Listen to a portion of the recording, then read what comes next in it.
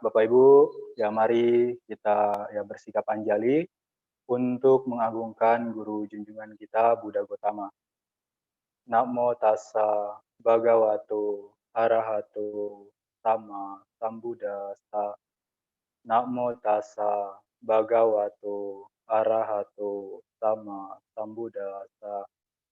Namo tassa bhagavato arahato sama sambuddhassa. Ya, yang saya muliakan Bante Tejapunyo serta Ibu Bapak yang berada di berbagai daerah. Ya, selamat malam, terpujilah Sang Buddha, Namo Buddhaya. Ya, kembali lagi pada malam hari ini ya bersama saya Samanera Wijasarano.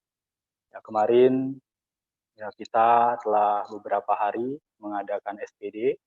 Ya, ini hari ke-7 ke-8 kalau nggak salah. Ya, pada kesempatan malam hari ini, ya, tema yang akan saya bawakan yaitu berkenaan dengan dua jenis pencarian. Ya, alasan saya yang mengangkat tema ini karena ya saya melihat ya beberapa dari kita tentu ada yang harus kita capai, yang harus kita cari di dalam kehidupan kita. Ya, sedangkan saya ya melihat di beberapa penjelasan Sang Buddha, ya salah satunya di dalam Arya Pariyesana Sutta. Nah, di sana Sang Buddha menguraikan ada dua jenis pencarian. Ya. Yang dimaksud dengan dua jenis pencarian ini sebenarnya adalah pencarian duniawi dan pencarian spiritual. Ya, pada kesempatan hari ini, ya saya akan mencoba untuk menguraikan dua pencarian ini. Yang pertama yang akan saya uraikan ya pencarian secara duniawi. Nah, pencarian tentu kita hidup di dunia ya yang mencari yang namanya kebahagiaan. Tidak ada makhluk ya, satupun di dunia ini yang mencari penderitaan tentunya. Ya. Kalau kita lihat dari sisi luarnya. Ya. Nah, apa yang kita cari di dunia ini ya memang kebahagiaan yang secara duniawi sebenarnya. Ya, tanpa kita sadari, ya kita terus mencari apa yang kita cari, kita mencari tujuannya adalah kebahagiaan. Nah, apapun tindakannya, apapun yang kita lakukan, yang kita kerjakan di dunia ini, ya tujuan akhirnya adalah ingin mencari kebahagiaan. Ya. Sedangkan apa sih definisi kebahagiaan bagi kita semua? Ya tentu berbeda. Kita mendefinisikan kebahagiaan, ya kebahagiaan yang kita definisikan menurut kita itu masing-masing berbeda. Ada yang mengatakan bahwa saya hidup di dunia mencari kebahagiaan Samanera. Ya. Kebahagiaan seperti apa?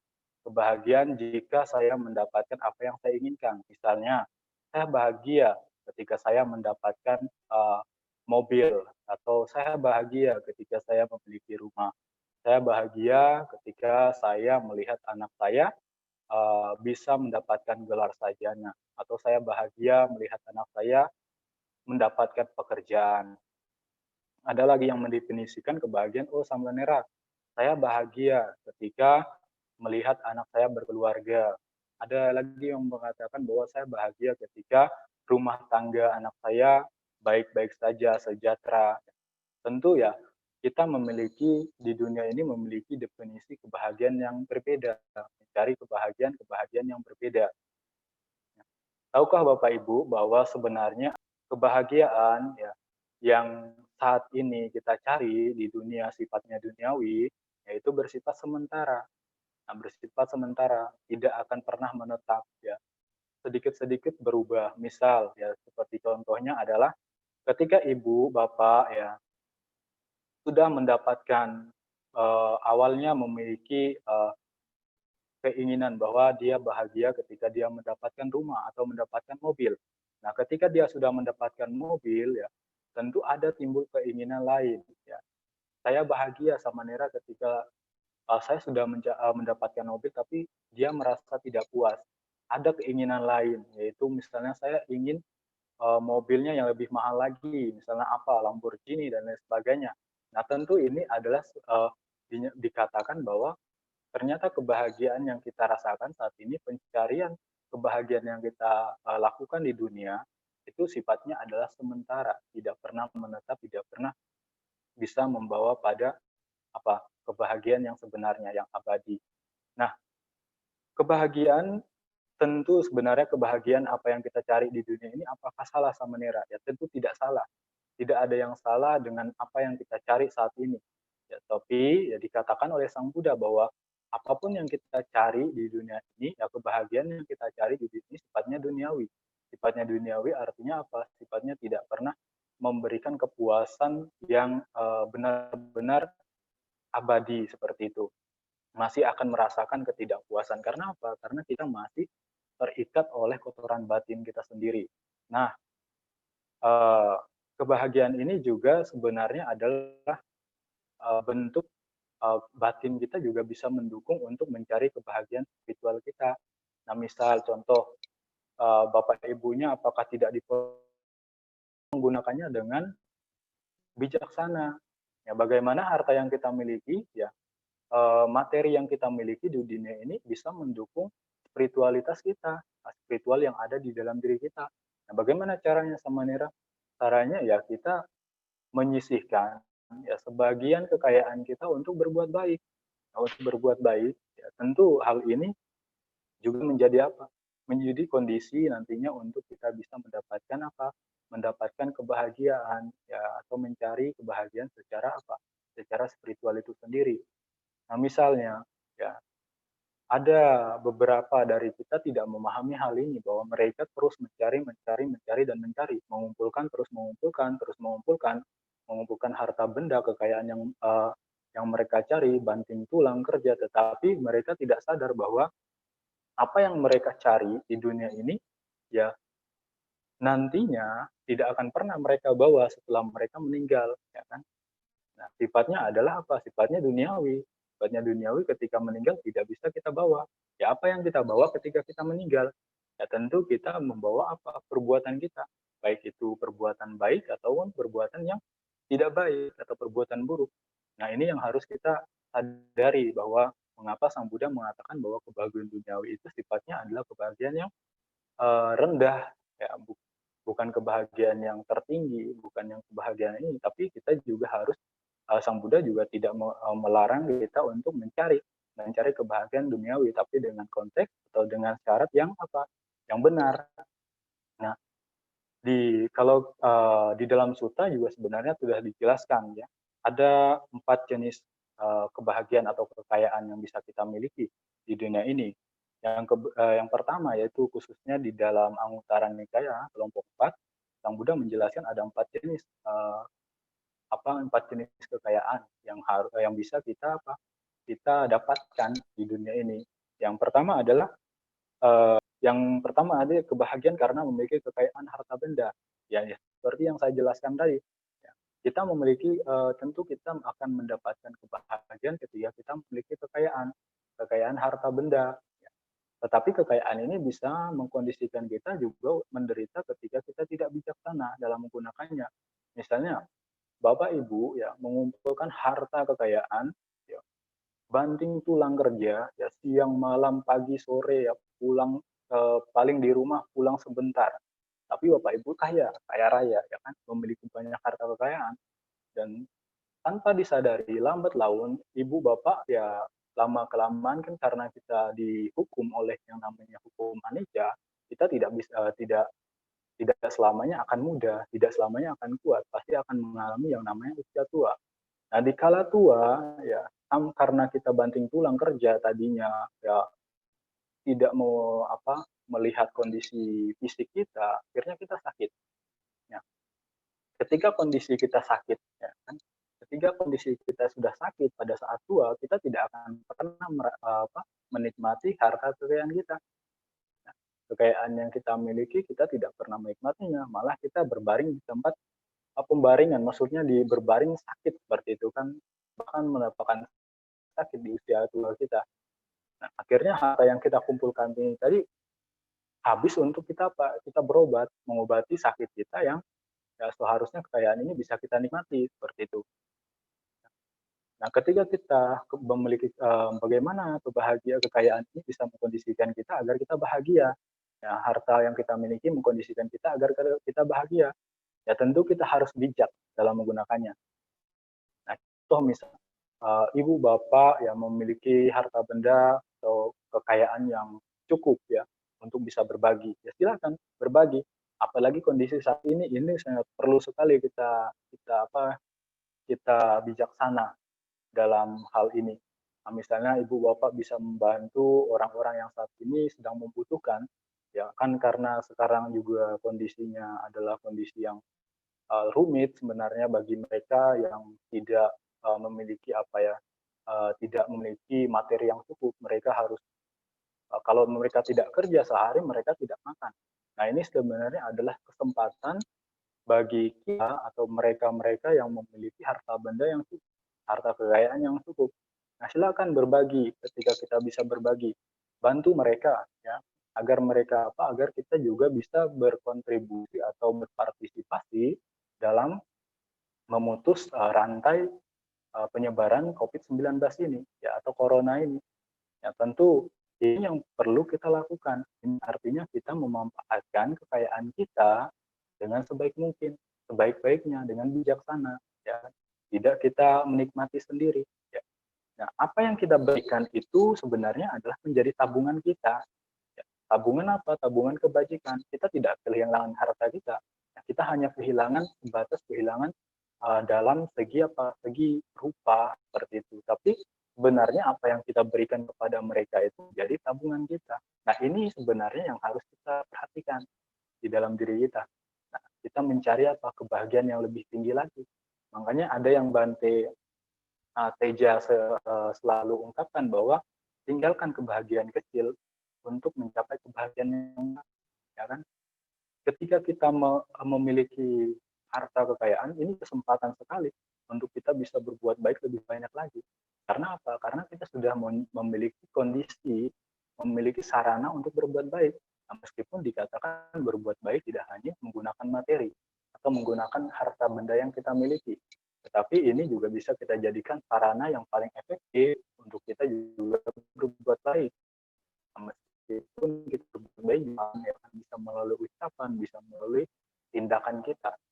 Nah, saya pikir bagaimana sih kita ketika kita tidak memiliki harta benda, bagaimana kita cara mencari kebahagiaan yang lebih besar, yaitu kita dengan kita mengkondisikan pikiran kita ya selalu berpikir positif, berpikir baik, ya berpikir benar, berpikir yang bijaksana. Dan yang kedua adalah kita bisa berdana atau melakukan kebajikan ya dengan menggunakan ucapan. Bagaimana kita berucap baik, berucap yang penuh dengan cinta kasih, berucap yang benar-benar membuat orang nyaman, tenang, tidak tersinggung. Ya ini adalah bentuk-bentuk bentuk-bentuk kebajikan yang kita kondisikan untuk diri kita. Kita tidak membalas cacian maki orang, bukan berarti kita tidak bisa melakukan hal itu, bukan berarti kita lemah, tapi kita mengkondisikan diri kita untuk tidak terjerumus dalam hal-hal yang negatif.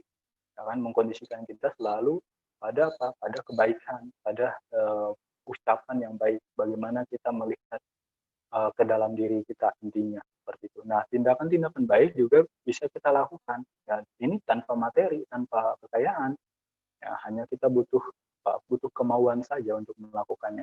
Nah, kita bisa membantu orang-orang yang misalnya ada sesuatu yang perlu kita bantu menggunakan tenaga kita, silakan dibantu. Nah, itu bentuk-bentuk dari apa? Dari partisipasi kita. Nah, ini yang dikatakan kita memanfaatkan kekayaan kita. Kita bahagia karena memiliki kekayaan. Karena apa? Karena kita bisa berbagi dengan orang-orang yang membutuhkan, karena kita bisa memberi kepada mereka yang benar-benar membutuhkan. Nah, karena kebahagiaan yang kita berikan sebenarnya adalah orang yang kita berikan bahagia, kita yang memberikan juga merasa bahagia. Sebenarnya rasa bahagia inilah sebenarnya buah yang langsung kita dapatkan ketika kita memberi, ya kan? Ketika kita memberi, kita ada rasa bahagia. Ya. Misalnya coba Bapak Ibunya, ya saya beberapa hari ini ya ikut Bante Teja ya di berbagai tempat khususnya di Banyuwangi, kita di sini melakukan baksos. Nah, ini baksos hasil dari dari kedermawanan ibu bapak ya yang mendukung kegiatan kami untuk melakukan baksos. Nah, ini sebenarnya adalah kesempatan juga kesempatan kami, bukan kebaikan, perbuatan baik. Ya. Ketika memberikan sesuatu yang memang membutuhkan kepada mereka ya kan senang sekali kan. Nah, ini sebenarnya buah yang kita terima secara langsung dari kebaikan yang kita lakukan. Nah, ini pencarian sebenarnya pencarian duniawi, tetapi sifatnya baik, ya kan. Ada pencarian duniawi yang dikatakan ada yang paling rendah, yaitu ketika kita memiliki harta benda, mencari kekayaan, harta benda mengumpulkan sebanyak-banyaknya, tetapi kita tidak memberi, ya kan. Tidak memberi. Nah, itu artinya sebenarnya kita hanya mengumpulkan, tidak bisa menikmati harta kekayaan kita. Ketika kita meninggal, ya semuanya akan kita tinggalkan.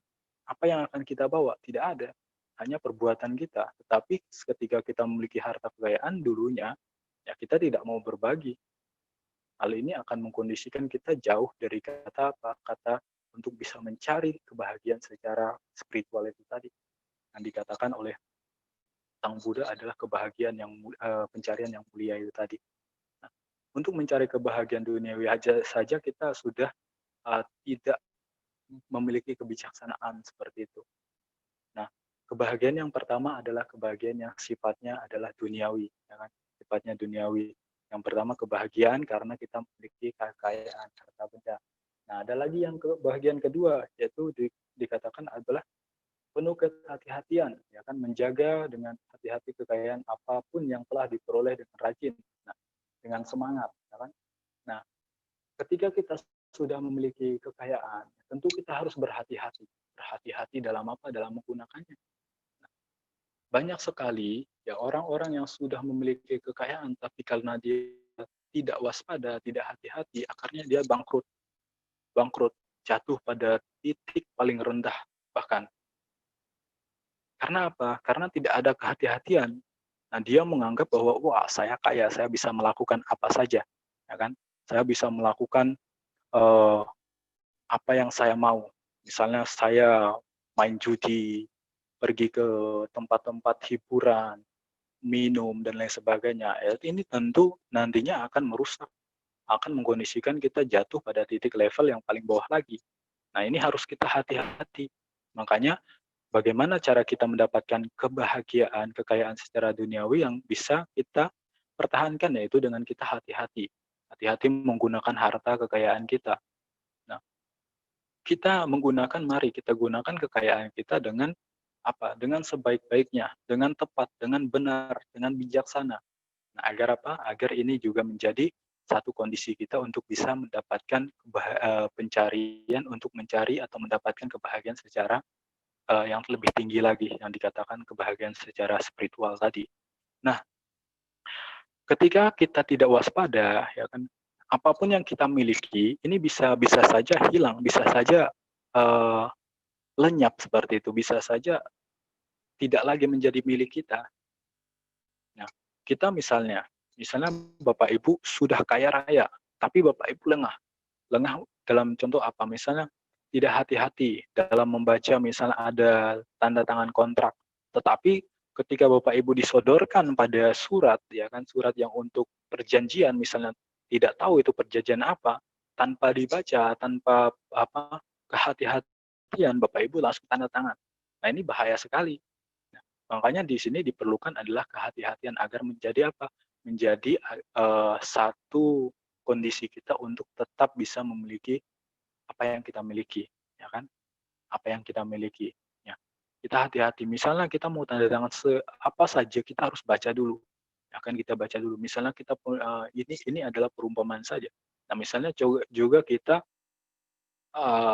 memiliki kekayaan, tetapi kita tidak menggunakannya secara bijaksana, malah kita gunakan untuk melakukan hal-hal negatif, misalnya judi, ya kan.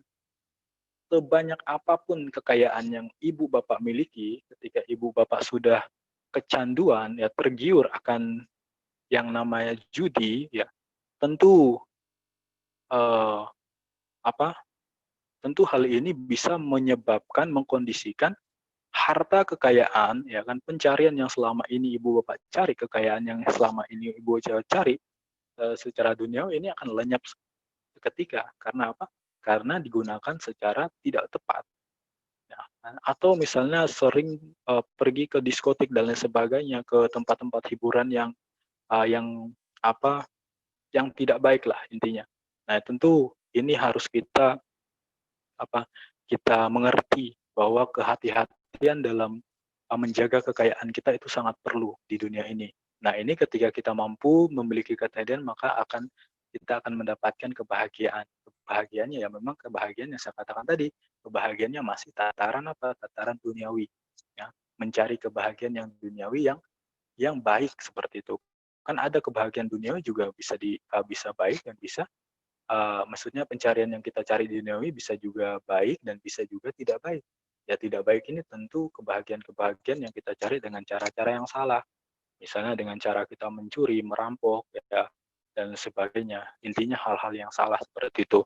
Nah, ini yang kedua adalah kehati-hatian dalam menjaga harta kekayaan kita. Yang ketiga adalah memiliki teman baik atau kalyanamita. Ya, tentu kalau kita ingin mempertahankan kekayaan kita, ya kalau ingin kita menjadi orang baik, ya kita harus memilih memilih teman, ya kan.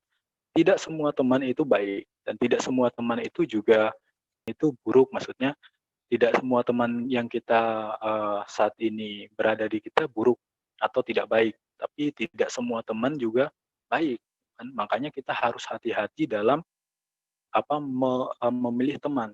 Karena ini juga akan menjadi kondisi di mana kita bisa mempertahankan kekayaan kita atau kita bisa mencari kekayaan secara duniawi yang baik gitu tadi, yang benar, ya kan? Dikala kita memiliki teman yang tidak baik, tentu ini juga akan menjadi kondisi kita akan semakin jauh pada pencarian yang lebih tinggi lagi, yang lebih mulia. Karena apa? Ya, secara tidak langsung, meskipun kita sudah berhati-hati, ya kan, kalau sedikit saja kita lengah, ya, kita akan terjerumus pada hal-hal yang tidak baik juga. Nah, oleh sebab itu, diusahakan sebisa mungkin kita memiliki teman-teman yang baik, ya, tapi kita juga tidak menghindari, maksudnya, misalnya mereka memiliki kelakuan yang kurang baik, ya, kita juga harus bijaksana, maksudnya kita tidak menghindari mereka, tetapi bagaimana kita menjaga jarak antara kita dengan mereka. Agar apa? Agar kita tetap bisa menjaga, mengendalikan diri kita dengan baik. Nah, ini kita perlu memiliki teman-teman baik. Di lingkungan kita harus memiliki teman yang bijaksana. Ya kan? Bijaksana dalam menentukan ini, memiliki pola pikir yang baik, ya, memiliki rencana-rencana yang matang, seperti itu. Bijaksana dalam hal melakukan segala keputusan. Ini yang perlu cari teman-teman seperti ini. Ya, ada di kala kita mendapatkan masalah, ya selalu memberi solusi-solusi yang baik untuk masalah-masalah yang kita hadapi. Ya, ini yang harus kita cari teman-teman seperti ini, yang mengarahkan kita kepada uh, kebaikan, seperti yang membuat kita lebih baik daripada yang saat ini, seperti itu. Yang ini yang kita miliki, kekayaan yang kita miliki atau yang harus kita cari di dunia agar kita mencari kebahagiaan dunia yang sifatnya baik, seperti itu. Nah, yang ke yang keempat adalah menempuh cara hidup yang sesuai dengan penghasilan atau tidak menempuh sebentar, menempuh cara hidup yang sesuai dengan penghasilan atau sama jiwita. Nah, tentu kalau kita memiliki harta benda, kita tidak perlu memiliki saya katakan di awal tadi adalah memiliki kefikiran. Kikir maksudnya adalah kita tidak terlalu kikir, ya kan. Kita tidak terlalu boros juga untuk menggunakannya, ya. Pengeluaran tidak melebihi pemasukan. Ya. Seorang perumah tangga harus mengatur pemasukan dan pengeluaran yang mengarah ke dua kehidupan yang seimbang, ya. Tidak menghambur-hamburkan apa yang telah diperoleh dengan foya-foya, mabuk-mabukan, berjudi sehingga kekayaan habis percuma, ya. Ya, seperti yang saya jelaskan tadi bahwa dikala kita memiliki kesempatan atau kondisi baik untuk membantu orang lain, memiliki kekayaan harta benda, mari dibantu sebisa kita, ya. Sebisa yang kita lakukan. Kita bisa membantu seberapa, silakan dibantu. Asalkan dengan satu syarat adalah ketulusan. Ketulusan, keikhlasan, kerelaan. Dan kita harus merasa bahagia ketika kita memberikan hal itu kepada orang lain. Nah, ini menjadi kondisi agar kita tetap bisa mempertahankan, ya, harta kekayaan yang kita miliki. Nah, ketika kita melakukan 4 hal ini yang dijelaskan di dalam Anguttara Nikaya kelompok 4 ini, maka kita mencari 4 kekayaan secara duniawi yang sifatnya meskipun sifatnya masih duniawi, tapi ini adalah mulia, masih mulia dikatakan. Meskipun bukan semulia yang pencapaian yang kedua ini yang saya akan jelaskan ya, seperti pencapaian mulia yang Sang Buddha katakan, ya kan. Nah, terus ada juga, eee,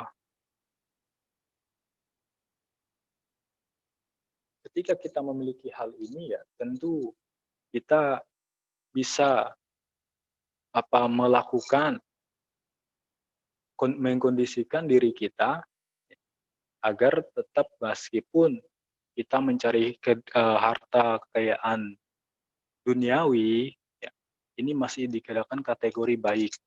Karena apa? Setidaknya kita ketika meninggal dunia, kita memiliki tabungan yang mengkondisikan kita bisa terlahir di alam, setidaknya di alam manusia. Nah, agar kita bisa menyempurnakan apa? Parami kita. Ya, parami kita. Nah, saya lupa menjelaskan bahwa tadi juga ada yang dikatakan kekayaan. Akan saya jelaskan kembali bahwa ada juga yang dikatakan kebahagiaan karena dapat menikmati kekayaan yang kita miliki.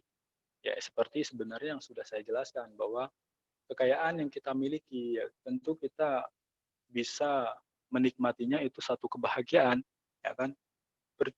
Seperti yang saya katakan percuma kita banting tulang kerja keras tetapi pada akhirnya kita tidak bisa menikmati kekayaan kita. Ya, ini yang harus kita perhatikan ya.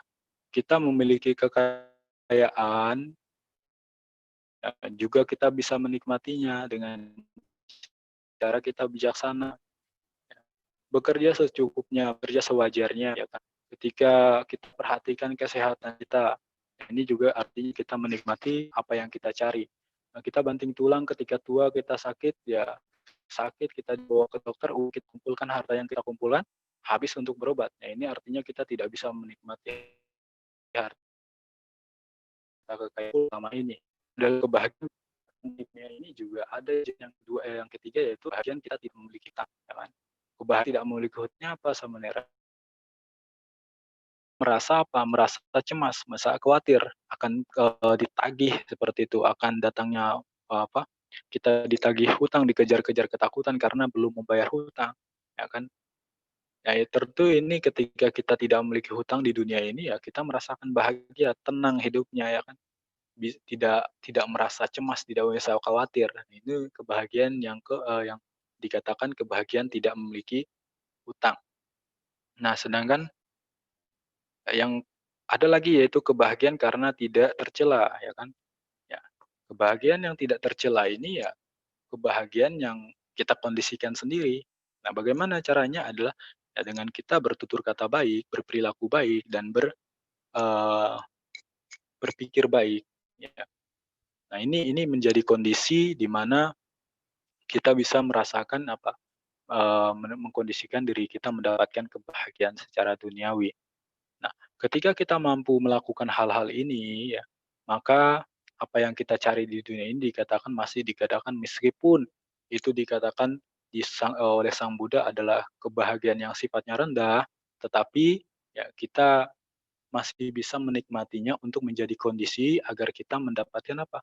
Mendapatkan kebahagiaan yang lebih tinggi lagi. Ya, kebahagiaan yang dikatakan yang kedua, yaitu kebahagiaan apa? Kebahagiaan sifatnya spiritual, ya kan, spiritual. Nah, kebahagiaan spiritual ini ya tidak bisa kita cari di luar diri kita. Ya, tentu harus kita cari di dalam diri kita. Nah, ini pencariannya bukan di luar, bukan kita seperti mencari harta kekayaan kita misalnya dengan kita bekerja di kantor, dengan kita memiliki pendidikan yang tinggi ya. Ini bukan bukan seperti ini. Ya, dikatakan kebahagiaan yang di dalam diri, kebahagiaan yang bagaimana kita kebahagiaan ini bisa mengkondisikan kita secara abadi, ya kan? Kebahagiaan yang abadi, kebahagiaan spiritual yang ada di dalam diri kita. Nah, ini harus kita cari di dalam diri kita. Ya, bagaimana caranya? Ya, yang pertama sebenarnya kalau kita mempelajari lagi ajaran Sang Buddha, ya kan? Sang Buddha itu eee, mengajarkan ada 3 hal yang diajarkan oleh Sang Buddha. Yang pertama adalah perbuatan baik melalui apa? Dana, yaitu sila dan samadhi. yang memiliki kebijaksanaan. 4 hal ini yang akan kita dapatkan ketika kita belajar agama Buddha, ya kan? Belajar maksudnya belajar ajaran agama Buddha, ajaran Buddha. Nah, yang pertama adalah dengan kita bagaimana kita bisa mendapatkan kekayaan spiritual, yaitu dengan kita mencari di dalam diri kita. Misalnya berdana. Berdana ini kan sifatnya misalnya ada sifat yang tujuannya kan ada 2, ada tujuan yang duniawi dan ada tujuannya yang mengarah pada spiritualitas kita. Artinya apa? Artinya dengan kita melakukan perbuatan baik melalui dana, ya ada tekad tersendiri, ya. Misalnya dengan saya melakukan perbuatan baik, kondisikan diri kita untuk bagaimana kita melakukan perbuatan baik, dana yang kita berikan, itu bisa kita jadikan sarana untuk mengurangi kekotoran batin kita. Karena kita memiliki keserakahan, kemelekatan, ya kan? Nah, dengan berdana kita bisa belajar untuk melepas. Melepaskan apa? Melepaskan kekotoran batin yang ada di dalam diri kita, keserakahan yang kita miliki. Nah, kita mencoba untuk belajar hal ini, belajar terus menerus. Nah, ini lama-lama menjadi apa? Kita mencari kebahagiaan spiritual, ya kan? Mencari kebahagiaan spiritual yang ada di dalam diri kita. Nah, ketika kita sudah mampu mengurangi kekikiran di dalam diri kita, ya loba, ya kan, loba di dalam diri kita, maka sedikit demi sedikit ini akan berkurang, berkurang, berkurang, berkurang, dan berkurang. Mampu mengkondisikan hal ini artinya kita telah mengkondisikan diri kita mencari kebahagiaan yang kebahagiaan spiritual. Nah, yang kedua adalah dengan kita menjalankan sila. Nah, tentu bagaimana sila bisa mengkondisikan diri kita untuk bisa mengkondisikan salah satu kondisi untuk mencari kebahagiaan spiritual, ya kan. Nah, dengan kita menjalankan sila, ya kan, sila ini ya akan apa, menjadi benteng kita untuk tidak melakukan hal-hal yang tercela, hal-hal yang buruk, yang mengkondisikan diri kita selalu iling dan waspada. Waspada terhadap apa, tindakan kita, waspada terhadap ucapan kita, waspada tentang uh,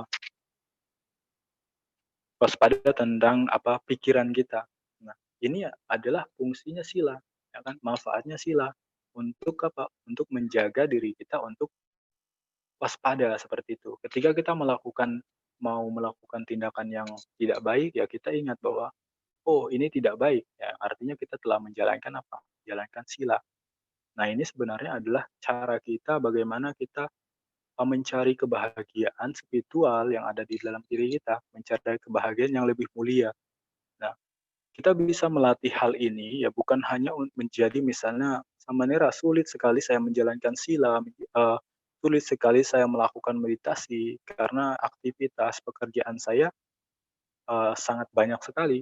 Nah, sehingga ada yang berpikir bahwa wah hanya menjadi samanera, hanya menjadi bante atau bahkan menjadi atasilani, ya kan, yang bisa untuk mendapatkan kebahagiaan spiritual. Ya tentu tidak. Kalau kita masih berpandangannya seperti itu ya artinya pandangan kita salah, pandangan kita sempit.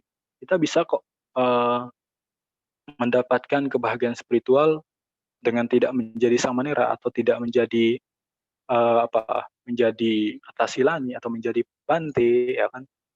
Nah, bagaimana caranya? Ya, tentu sekarang ini ya sebenarnya sudah banyak sekali sarana-sarana kita untuk bisa berlatih, untuk bisa belajar, ya. Kita sudah memiliki sarana misalnya di internet itu ada kita bisa belajar dhamma, bisa menjadi tuntunan kita dengan kita membaca ya kitab suci ya Tripitaka ya juga ini juga menjadi apa? Menjadi kondisi kita untuk bisa mendapatkan kebahagiaan spiritual. Nah, kebahagiaan spiritual bagaimana ajaran Sang Buddha Dhamma ini membawa kita pada apa? Kepada kebahagiaan yang lebih tinggi, yang lebih mulia. Ya dengan kita mempelajarinya tetap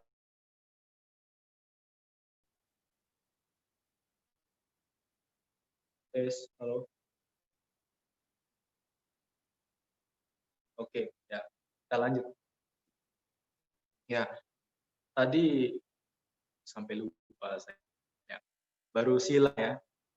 Jadi bagaimana kita mengkondisikan pencarian secara spiritual, yaitu dengan kita menjalankan sila. Ya, sila ini juga menjadi kondisi di mana kita bisa mendapatkan kebahagiaan yang sifatnya adalah eh, lebih mulia, lebih tinggi, yaitu pada pembebasan kekotoran batin. Jadi salah satunya dengan kita menjalankan sila dengan sempurna, ya, dengan sempurna, dengan baik. Kita menjalankan sila, ya, itu harus kita latih secara terus-menerus. Ya. Tidak semata-mata bahwa kita misalnya telah meminta, misalnya umat awam atau rumah tangga meminta tuntunan 5 sila. 5 sila sama kepada para bante atau samanera, dengan saya bertekad untuk tidak membunuh, ya, tidak mencuri, tidak melakukan perbuatan asusila, tidak berbohong, ya, tidak minum minuman memabukkan. Nah, ketika kita mampu ya menjalankan sila ini dalam keseharian kita, ketika ada kondisi untuk kita misalnya membunuh, ya tentu kita bisa menahan diri. Ya, ketika ada barang atau benda orang lain yang tertinggal, tapi kita tidak mengambilnya, kita karena kita sadar bahwa mengambil barang ini tidak baik, ya tentu kita apa? Kita bisa menahan diri. Ya, terus yang ketiga yaitu tidak melakukan perbuatan asusila, ya tidak, kita tidak berucap yang bohong, ya kita tidak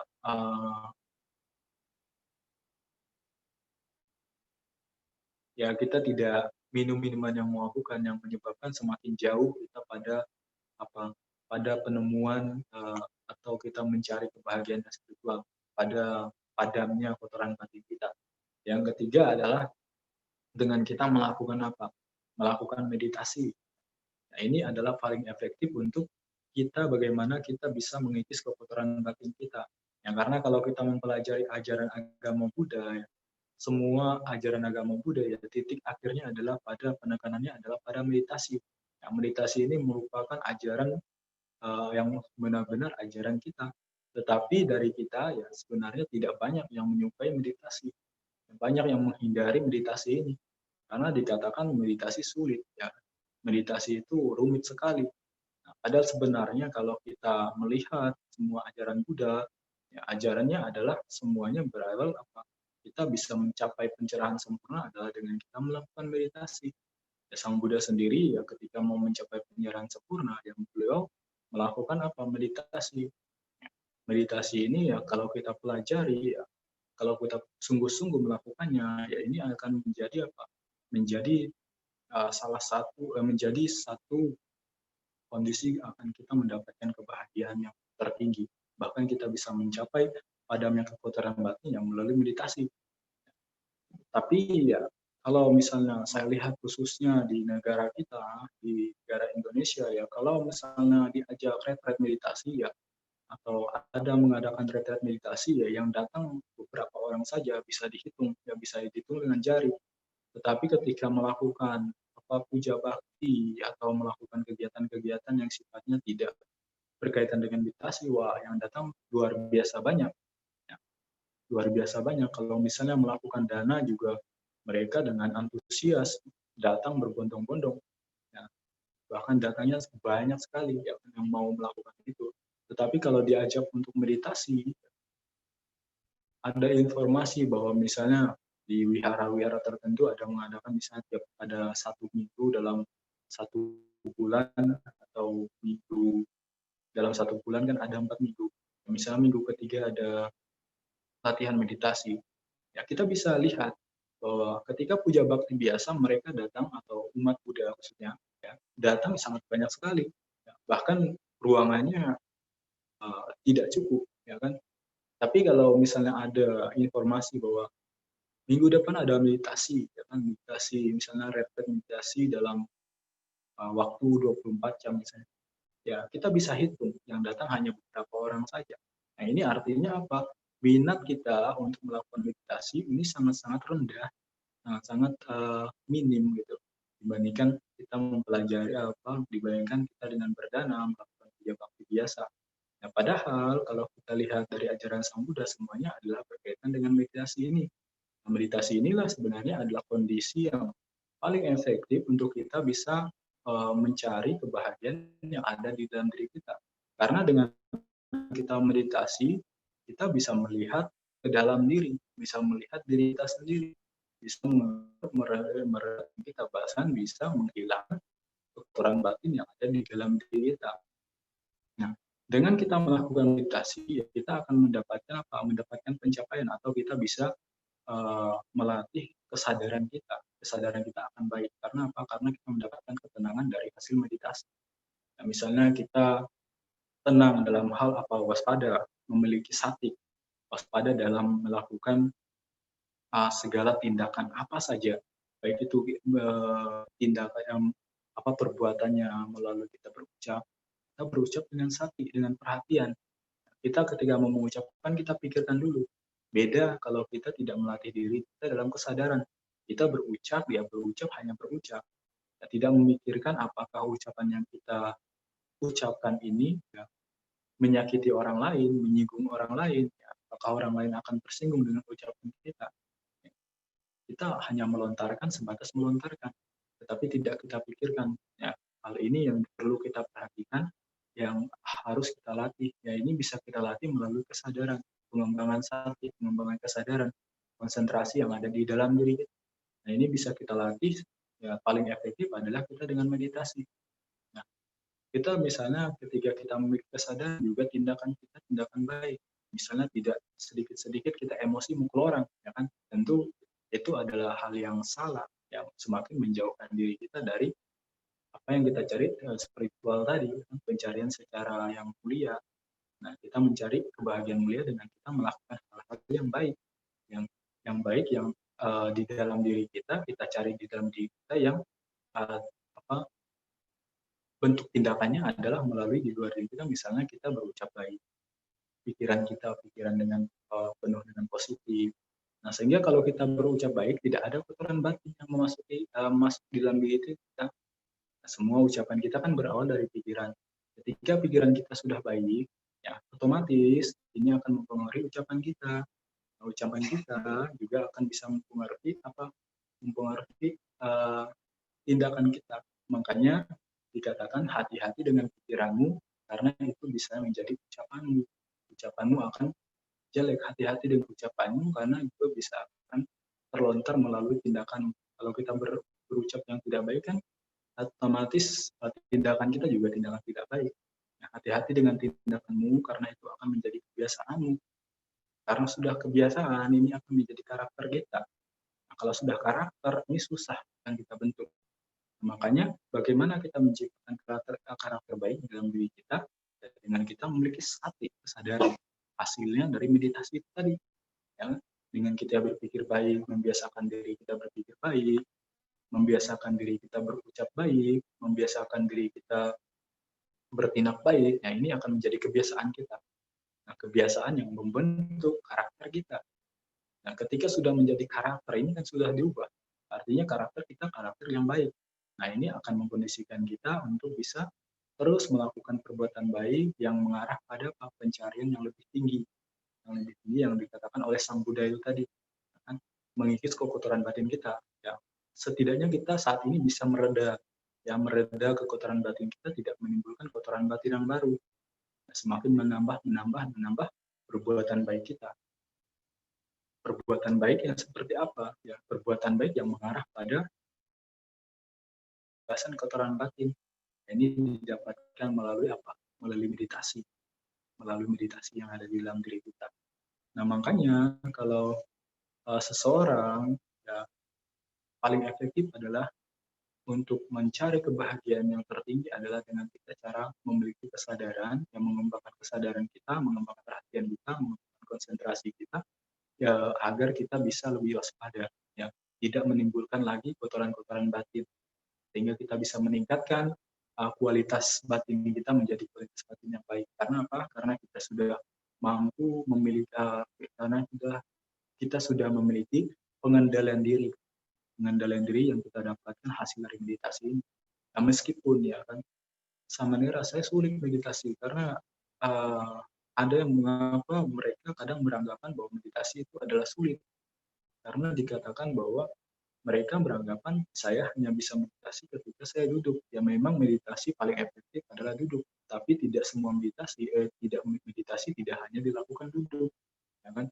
kita bisa melakukan meditasi dengan cara kita berjalan, kita bisa melakukan meditasi dengan cara kita beraktivitas, kita juga bisa melakukan meditasi dengan kita melakukan apa keseharian kita, ya kan? Intinya adalah ya, ketika kita memiliki kondisi atau kesempatan untuk bisa duduk, yaitu lebih baik. Tetapi juga itu tidak menjamin bahwa kita bisa memiliki konsentrasi yang baik, kan? Masih banyak harus yang kita lewati. Kotoran-kotoran batin saat kita meditasi juga akan sering keluar, akan sering timbul. Ini menjadi masalah kita, ya kan? Ini menjadi tugas kita, bagaimana kita mengikis kotoran batin kita, mereda kotoran batin kita, ya dengan cara kita apa? Tetap mengembangkan kesadaran yang ada di dalam diri kita. Ya. Tetap berusaha. Makanya diperlukan adalah semangat. Ya. Kalau kita sudah menyerah pada hal-hal seperti itu, yang kecil-kecil saja, bagaimana kita bisa mencari yang dikatakan kebahagiaan tertinggi? Kalau kita melihat riwayatnya Sang Buddha, ya Sang Buddha untuk bisa mencapai kebahagiaan tertinggi, dan mencari kebahagiaan yang dikatakan bebas dari penderitaan, itu luar biasa sekali perjuangan beliau. Merelakan kekayaannya, merelakan jabatannya, bahkan kan merelakan segalanya, pergi meninggalkan kehidupan duniawi, kan, latih bertapa, kan, menyiksa diri selama 6 tahun. Nah, akhirnya dia bisa bisa mengikis semua kotoran batin dan dia mudah mencapai pencerahan sempurna, maksudnya mencapai penerangan sempurna. Ini luar biasa sekali usahanya. Bagaimana kita menginginkan kebahagiaan yang lebih tinggi, mencari kebahagiaan yang sifatnya seperti yang Buddha capai. Maaf, wifi-nya mati, tidak stabil. Ya, bagaimana kita bisa mencari kebahagiaan itu kalau hanya usaha yang yang tidak maksimal. Makanya untuk kita bisa mendapatkan kebahagiaan, mencari kebahagiaan spiritual, usaha kita harus kita tingkatkan lagi. Mari kita latih melakukan meditasi ya, sebaik mungkin. Ya. Kita kerahkan usaha kita agar kita bisa menemukan kebahagiaan. Karena kalau kita sudah memiliki kebahagiaan spiritual, maka ya, kita akan merasakan kebahagiaan yang sifatnya lebih tinggi lagi ya, dibandingkan kebahagiaan duniawi tadi. Makanya dikatakan kebahagiaan duniawi adalah kebahagiaan yang rendah. Kebahagiaan yang rendah, sedangkan kebahagiaan spiritual ada kebahagiaan yang sifatnya mulia, yang lebih tinggi. Ya kan? Ya, kita bisa, misalnya kurang semangat, kita bisa menjadikan Sang Buddha adalah motivasi kita. Sang Buddha saja untuk mencapai pencerahan sempurna harus melewati berbagai macam rintangan, tantangan, kan? Berbagai macam usaha telah dilakukan sehingga beliau bisa mencapai pencerahan sempurna. Nah ini kita harus berpatungan pada ini bahwa ternyata usaha saya belum maksimal, ya kan, belum maksimal yang bisa saya berikan. Nah, tentu kita harus memaksimalkan usaha kita agar kita bisa mendapatkan apa yang kita cari, itu kebahagiaan spiritual. Ya, dengan demikian maka kita akan mendapatkan kebahagiaan secara spiritual. Jadi dua jenis pencarian ini tadi kan. Nah, kita bisa juga mendapatkan kebahagiaan atau pencarian yang kita dapat hasil dari pencarian ini adalah kebahagiaan yang sifatnya duniawi yang mendukung kita untuk mendapatkan kebahagiaan secara spiritual itu tadi. Ya kan? Kita gunakan sarana pencarian duniawi ini untuk mendukung kita untuk bisa mencari kebahagiaan spiritual. Dengan kita dengan kita bijak menggunakan apa yang kita miliki, dengan kita bijak menggunakan badan jasmani kita yang sempurna ini, tentu ini menjadi salah satu pendukung agar kita bisa mendapatkan atau bisa mencari kebahagiaan yang lebih mulia. Nah, mungkin ini yang bisa saya sampaikan ya, mengingat waktunya sudah 1 jam. Tadi sempat putus-putus ya, karena koneksi internetnya bermasalah. Ya, bagi Bapak Ibu yang ingin bertanya ya saya persilahkan. Ya Ibu Bapak, saudara-saudara sekalian yang ingin bertanya silakan secara langsung atau via chat, bisa diaktifkan terlebih dahulu audionya. Sudah saya izinkan untuk bisa mengaktifkan audionya sendiri. Jiradamu mau bertanya secara langsung? Malam Samanera.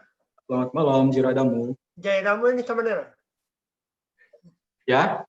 Jayadamu sama aja. Oh, Jayadamu. Iya. Oh ya, Samanera Ya, mau bertanya Samanera ya tentang silakan. Ya, kan tadi diajarkan tentang kesenangan duniawi sama yang spiritual. ya, Nah, kalau misalnya kan kita mau usaha nih, terus bagaimana? Misalnya kan kita tiap usaha itu kan goal kan Samanera toh, ada tujuan. Misalnya tidak Apa? tercapai, ada tujuan. Misalnya ada targetnya itu. ya. Nah, misalnya kalau tidak tercapai, bagaimana kita mengelola emosi kita? Target yang tidak tercapai. Nah, bagaimana kita mengelola emosi kita supaya kita tetap bahagia? Terus yang kedua Samanera. Ya, silakan. Oh ya, Samanera untuk soal meditasi kan Samanera. Katanya kalau Ya, kita itu untuk mencapai pembebasan itu kan kita harus memiliki wirya atau semangat dalam meditasi. Tapi kan ada juga Ya. aku pernah dengar katanya kalau kita mau mencapai jangan terlalu bersemangat. Misalnya semangat menggebu-gebu. Sedangkan yang disarankan kita harus punya wirya. Itu bagaimana Samanera? ya, ya. Terima kasih. Oke, terima kasih. Pertanyaannya. Ya, bagaimana kita punya target di dunia, misalnya apa yang kita targetkan tidak tercapai. Ketika hal itu tidak tercapai, ya kita emosi tadi kan. Artinya apa? Artinya makanya saya katakan tadi bahwa di dalam diri kita ya kita perlu yang namanya memiliki kesabaran, ya kan? Kita memiliki kesabaran yang ada di dalam diri kita, mengembangkan kesabaran. Kita memiliki apa? Memiliki sati, perhatian. Kita harus paham bahwa semuanya bersifat ya tidak semua apa yang kita rencanakan bisa tercapai. Tentu banyak hal-hal yang kita rencanakan yang bisa saja gagal seperti itu. Nah, misalnya saya tahun ini punya target, saya tahun ini ya, ingin mendapatkan mobil, misalnya kan mendapatkan mobil terus kita berusaha terus target kita kita targetkan tidak tercapai karena misalnya ada halangan di tengah kita mencari atau ingin mencapai target kita mengalami sakit atau mengalami sesuatu yang tidak menyenangkan lah. Nah, tentu hal ini harus kita bijaksana bahwa masih ada kesempatan berikutnya untuk saya mencapai target saya. Tidak perlu kita marah karena semuanya kita harus paham bahwa tidak semua target yang kita targetkan itu bisa terlaksana, bisa terwujud, bisa tercapai seperti itu. Banyak orang-orang yang memiliki target, bahkan misalnya siapa saja itu mereka memiliki target, tetapi ada target-target yang tidak mereka bisa capai karena beberapa halangan. Tetapi ini juga bukan menjadi bahwa ketika target kita tidak tercapai, ya kan, kita emosi, yaitu tentu salah. Harus memiliki kesabaran, harus memiliki semangat kembali untuk bagaimana kita bisa melanjutkan apa yang kita targetkan. Nah, semangat ini perlu yang ada di dalam diri kita. Ketika kita bersemangat, ya, target kita juga bisa tercapai karena apa? Karena kondisi diri kita sendiri. Misalnya di dalam merencanakan target kita semangat. Tetapi di tengah perjalanan, malah semangat kita redup. Bagaimana kita bisa mencapai target kita? Ya, yang harus kita lakukan bagaimana bisa target ini tercapai? Ya, kita harus memiliki semangat ketika mengawali. Terus semangat ketika kita melanjutkan seperti itu, dan semangat untuk mengakhiri apa yang telah kita rencanakan, telah kita targetkan. Nah, ini gunanya sebenarnya adalah juga kita memiliki kesabaran, ya, kesabaran pengertian tentang bahwa semuanya kan bersifat ya tidak bersifat tidak kekal lah seperti itu. Intinya tidak bisa kita targetkan secara pasti. Ya, pasti ada rintangan tantangan yang harus kita lewati. Pasti ada kegagalan dari apa yang ingin kita capai. Tetapi ini bukan menjadi akhir, ini akan menjadi menjadi awal. Kita terus berusaha sampai target kita tercapai seperti itu. Dan yang kedua, bagaimana meditasi, ya kan? Ketika kita ini semangat yang menggebu-gebu, kan. Ya tentu kalau kita memiliki semangat yang berlebihan, ya, ini juga tidak baik karena ini akan bisa mengganggu meditasi kita. Untuk itu kita perlu menyeimbangkan semangat kita. Nah, semangat kita dengan apa? Kita perlu menyeimbangkan semangat kita, ya kan? Kita tidak perlu menggebu-gebu bersemangat, wah saya hari ini harus meditasi, saya duduk meditasi terus bersemangat duduk, tidak memperhatikan kondisi, misalnya kondisi fisik kita, kondisi fisik kita seperti apa, ya kita ingin mencari terus ketenangan, ya tidak bijaksana, ya terlalu bersemangat, akhirnya yang terjadi apa? Ketegangan, ya kita tegang, tidak akan pernah bisa mencapai apa yang kita capai, apa yang kita targetkan, misalnya ketenangan, kita tidak akan bisa mendapatkan ketenangan itu. Karena apa? Karena terlalu semangat ini bisa membuat diri kita tegang. Makanya kadang-kadang kita waktu meditasi, saya hari ini harus meditasi, harus duduk 1 jam. Ketika memiliki semangat yang menggebu-gebu, ya kan, tanpa dilandasi bijaksana, ya tentu hal ini yang menjadi juga penghalang diri kita untuk mencapai. Untuk itu makanya kita perlu semangatnya perlu ya stabil seperti itu, memiliki semangat yang stabil. Ya udah kita meditasi, duduk diam ya santai, rileks, ya, tidak perlu menggebu-gebu, kita perhatikan saja ya apa yang mesti menjadi objek kita. Misalnya kita memperhatikan keluarnya masuknya napas, silakan kita perhatikan. Perhatikan apa? Ya esensi dari napas itu sendiri, baik itu kita perhatikan pada saat kita menghirup napas, pada saat kita menghembuskan napas, ya kita perhatikan ada esensi, misalnya esensi dingin atau panas atau panjang pendeknya napas kita yang masuk dan keluar. Nah ini yang harus kita perhatikan. Ya. Ketika kita mampu mengkondisikan kita dalam hal ini, ya tentu kita akan mendapatkan ketenangan. Ya. Makanya tidak perlu untuk bersemangat terlalu menggebu-gebu, terlalu berlebihan. Distabilkan saja semangatnya. Ya seperti itu. Selamat malam sama Nira. Ini keluar dari tema ya. Saya ingin bertanya, apakah aspirasi baik yang kita bacakan secara berulang-ulang akan memberikan efek ke unconscious mind atau pikiran bawah sadar kita? Terima kasih sama Nira. Bisa dipahami ya? Ini akan menjadi ya tentu akan berpengaruh pada alam bawah sadar kita, yang mempengaruhi alam bawah sadar kita. Ya karena apa yang kita lakukan sebenarnya tindakan-tindakan yang kita lakukan secara berulang-ulang, ya, secara terus-menerus ini mempengaruhi alam bawah sadar kita. Contoh bagaimana alam bawah sadar kita mempengaruhi diri kita. Misalnya Bapak Ibu atau Anda membaca parita secara berulang-ulang, ya kan? Nah, awal-awalnya Anda membaca parita ya menggunakan buku, ya kan?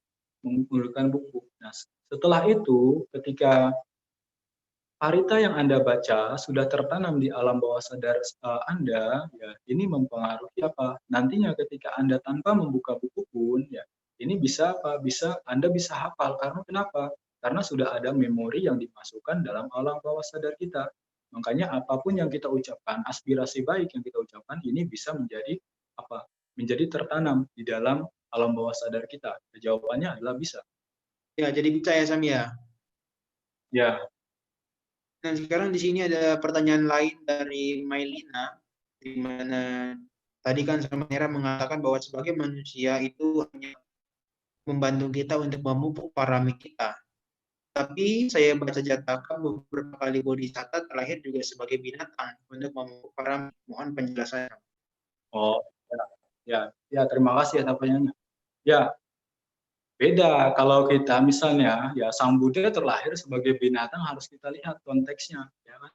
Binatang ya maksud Sang Buddha ya Bodhisattva terlahir sebagai binatang yang yang lebih tinggi derajatnya, tidak menjadi binatang yang lebih rendah seperti itu. Ya memang bisa untuk mengumpulkan parami, Bodhisattva terlahir sebagai apa? Sebagai binatang, misalnya sebagai kelinci, sebagai gajah. Binatang yang di sini dimaksud adalah binatang yang derajatnya lebih tinggi daripada binatang-binatang lainnya, lebih mulia seperti itu. Ya seperti itu sama Nera. Sorry, saya lupa. Ini ada yang bertanya lagi dari Pak David Livander ya namanya ya. Di sini saya ingin bertanya sama Nera, kalau ada orang yang berkata halah diri sendiri aja sudah kesulitan, uangnya tidak ada, tapi masih mau bantu orang lain. Bagaimana pandangan Samanera kalau ada orang yang sudah susah secara materi, kemudian masih berniat berdana kepada orang lain? Apakah sebaiknya dia mengurungkan niatnya atau bagaimana? Makasih Samanera. Ya tentu tidak, ya kan? Karena kita harus lihat, kita harus tahu bahwa perbuatan baik tidak hanya dilakukan menggunakan materi. Ya, masih banyak perbuatan-perbuatan baik yang bisa kita lakukan tanpa uang, tanpa materi. Nah, bagaimana kita membantu? Ya, kita bisa membantu dengan apa? Dengan kita berpikir baik saja terhadap orang lain itu sudah perbuatan baik. Nah, dengan kita mengucapkan ucapan-ucapan yang memotivasi dia, ya ini juga merupakan perbuatan baik. Ya. Jadi melakukan perbuatan baik ya, tidak harus menggunakan uang. Jadi tidak perlu mengundurkan niatnya untuk melakukan perbuatan baik, tetap melakukan perbuatan baik. Kan perbuatan baik bisa dilakukan melalui pikiran, kan? Berpikir baik, berpikir positif, berpikir yang penuh dengan cinta kasih. Ya. Ini bisa kita kembangkan, ini bisa menjadi perbuatan baik. Terus berucap yang baik, yang berucap yang dengan cinta kasih, yang memotivasi, ya kan? Yang memberikan pengetahuan kepada orang yang benar membutuhkan, atau kita bisa melalui tindakan, kita bisa membantu dengan tenaga kita. Nah, ini perbuatan baik. Jadi perbuatan baik tidak harus menggunakan materi, tidak harus menggunakan uang. Jadi tidak perlu untuk diundurkan. Bisa berbuat baik melalui berpikir, berucap, dan bertindak. Tentu yang baik.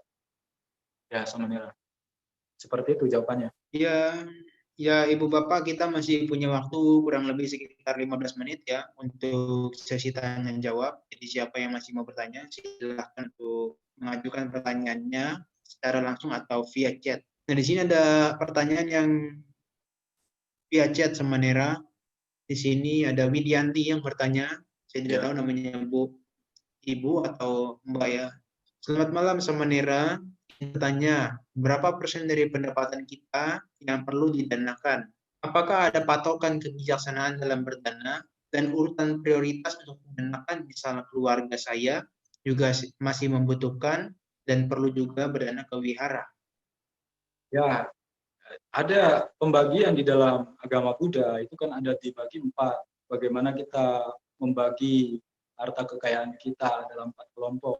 Yang pertama, 25% kita gunakan untuk keseharian kita, untuk kebutuhan sehari-hari kita, dan 25% kita gunakan untuk sosial, untuk perbuatan baik, 25% untuk kita tabung atau kita menambah modal usaha kita, dan 25%-nya lagi kita gunakan untuk